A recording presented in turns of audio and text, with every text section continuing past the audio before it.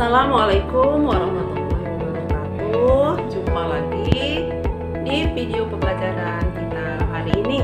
Nah, apa kabar anak-anak ibu semua? Mudah-mudahan tetap dalam keadaan sehat walafiat ya, dan tetap semangat.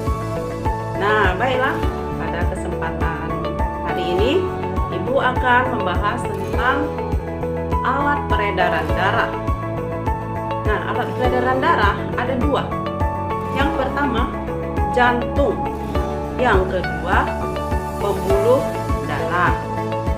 Nah, anak-anak tentu sudah tidak asing lagi ya dengan organ yang namanya jantung.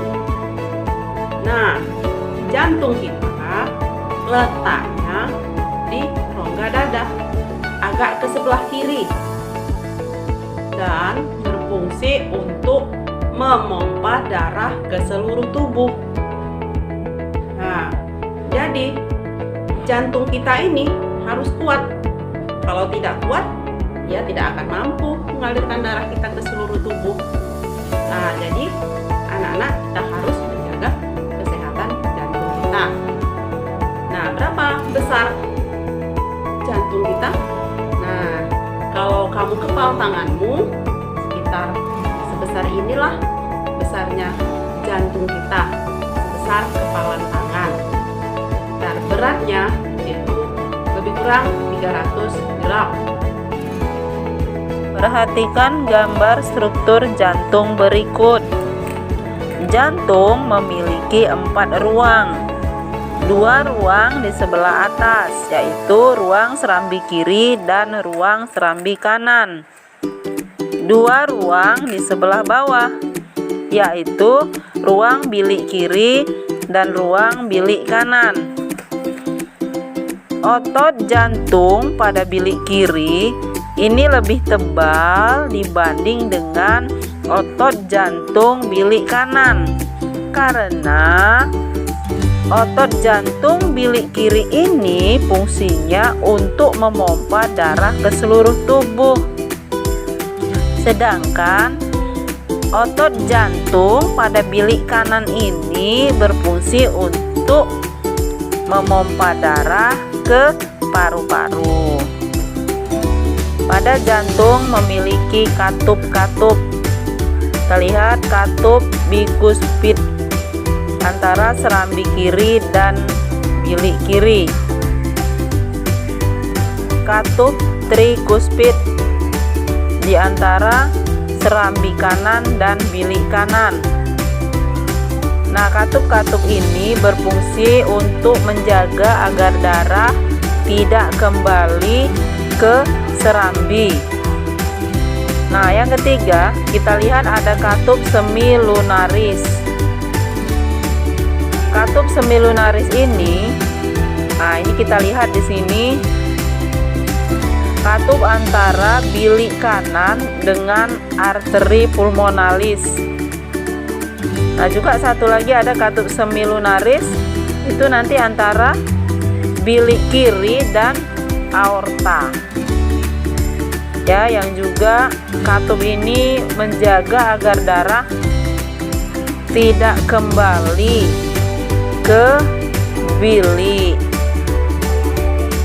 Selanjutnya kita lihat di sini ada ya vena cava superior dan vena cava inferior. Nah, pembuluh vena ini ya, kalau dia vena cava superior, nah ini tempat masuknya darah dari bagian atas tubuh, misalnya kepala ya, tangan. Nah, ini masuk, darah itu masuk melalui vena cava superior ke serambi kanan. Nah, kalau dari bagian bawah, misalnya dari bagian kaki ya, bagian perut, itu darah akan masuk ke jantung melalui vena cava inferior. Jadi masuk lalu ke serambi kanan jantung. Nah, dari serambi kanan jantung nanti darah masuk ke bilik kanan. Nah, di sini darah banyak membawa gas CO2 Lalu dari bilik kanan jantung ini darah dipompa kemana Nana? Ke paru-paru ya, melalui pembuluh arteri pulmonalis. Ya, jadi nanti di paru-paru terjadi pertukaran gas antara CO2 dan O2, yaitu di bagian alveolus. Lalu setelah terjadi pertukaran gas, darah yang kaya akan O2 dari paru-paru ini akan masuk ke serambi kiri melalui vena pulmonalis. Dari serambi kiri darah masuk ke bilik kiri. Nah, dari bilik kiri inilah darah akan dipompa ke seluruh tubuh. Keluarnya darah ini melalui pembuluh nadi besar, yaitu pembuluh aorta. Nah, jadi peredaran darah pada manusia itu disebut peredaran darah ganda. Apa maksudnya? Karena sekali beredar, darah melewati jantung sebanyak 2 kali. Nah, kita perhatikan ya nak, kembali. Ketika darah dari bilik kanan ini dipompa ke paru-paru. Nah, disinilah dia disebut peredaran darah kecil. Sedangkan ketika darah dipompa dari bilik kiri jantung ke seluruh tubuh,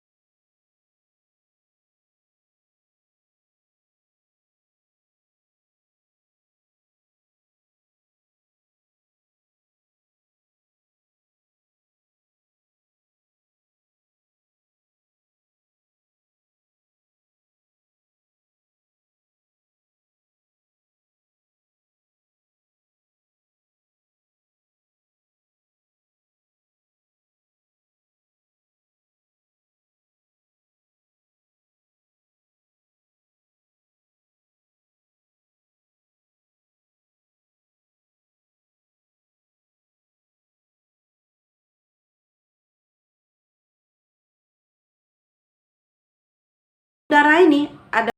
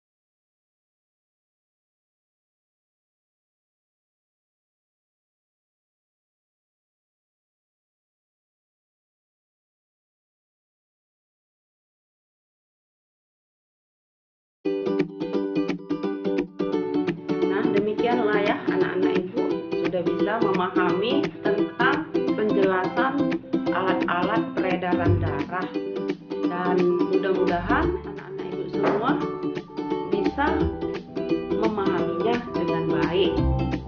Nah, untuk itu anak-anak ibu harus rajin mengulang pelajaran, jangan bosan dan jangan malas, karena kalau kita rajin mengulang pelajaran, ilmu itu akan meresap dan akan tinggal di ingatan kita, di pusat kecerdasan kita.